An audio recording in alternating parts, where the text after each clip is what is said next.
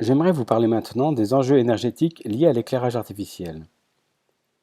L'éclairage artificiel nous permet de nous affranchir du rythme jour-nuit et d'étendre ainsi le potentiel d'utilisation des espaces construits. Il représente un poste de consommation énergétique qui, bien que réduit par rapport aux besoins liés au rafraîchissement, ne doit pas être négligé. La liste des sources d'éclairage artificiel à disposition est très impressionnante. Sur ce cercle sont représentées les principales familles de lampes que chacun a pu rencontrer.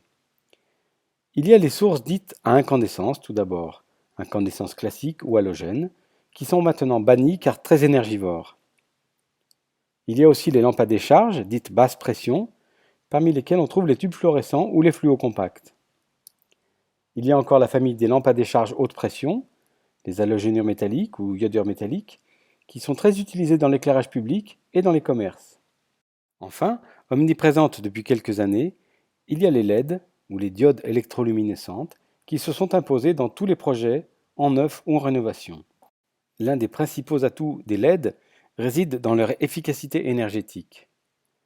Lorsque vous achetez une lampe, vous pouvez vérifier cela en regardant la puissance et le flux lumineux délivré. Par exemple, pour une lampe fluocompacte de 23 watts, le flux lumineux produit est d'environ 1500 lumens. Ceci correspond à une efficacité lumineuse de 63 lumens par watt. 1500 lumens divisé par 23 watts égale 63 lumens par watt. Avec une ampoule LED, il suffira de 13 watts pour produire le même flux lumineux. Dans ce cas, on a donc une efficacité lumineuse de 117 lumens par watt, ce qui correspond quasiment au double par rapport au fluocompact. Pour mieux cerner les enjeux énergétiques associés à l'éclairage, prenons l'exemple d'une salle de classe de 70 m² avec une grande ouverture orientée au sud.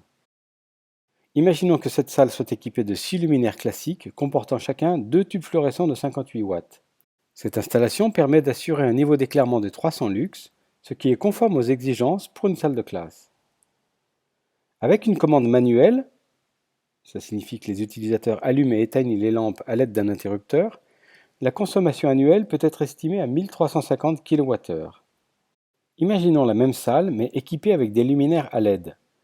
Dans ce cas, 6 luminaires de 64 watts sont nécessaires pour fournir 300 lux sur le plan de travail. La consommation annuelle est alors d'environ 720 kWh, ce qui revient quasiment à une division par deux par rapport à l'installation initiale avec les tubes fluorescents.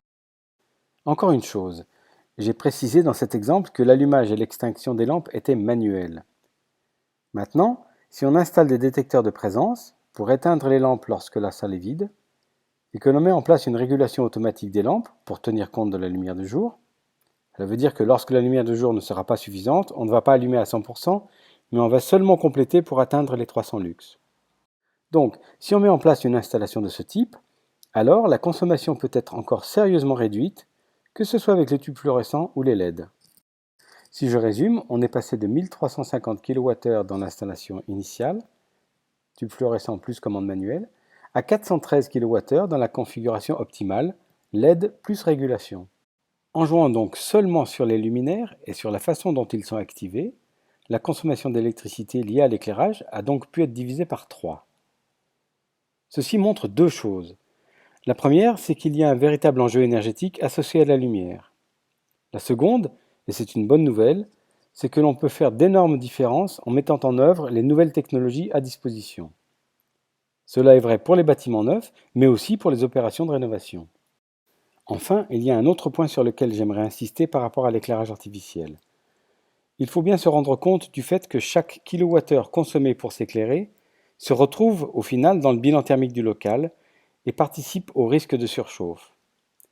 En gros, chaque fois qu'on économise de l'énergie sur l'éclairage, on va aussi économiser de l'énergie sur le froid. On voit donc qu'on a tout intérêt à bien étudier cette question et à mettre en œuvre des solutions performantes dans ce domaine. Pour conclure, voici quelques recommandations de base. Tout d'abord, vous devez choisir des sources lumineuses avec une efficacité lumineuse élevée, plus de 100 lumens par watt. Vous devez ensuite vous assurer que le rendement du luminaire soit suffisamment élevé. En effet, la présence d'obstacles physiques devant la source, comme un diffuseur ou un réflecteur, peut entraîner une perte de rendement significative. Enfin, il est préférable de privilégier un mode d'éclairage direct, c'est-à-dire avec des sources qui sont orientées vers les surfaces ou objets à éclairer. En effet, en cas d'éclairage indirect, le plafond, même s'il est clair, va absorber une part non négligeable de la lumière qu'il reçoit, ce qui, à niveau d'éclairement équivalent, va contraindre à augmenter la puissance installée et donc la consommation d'énergie liée à l'éclairage.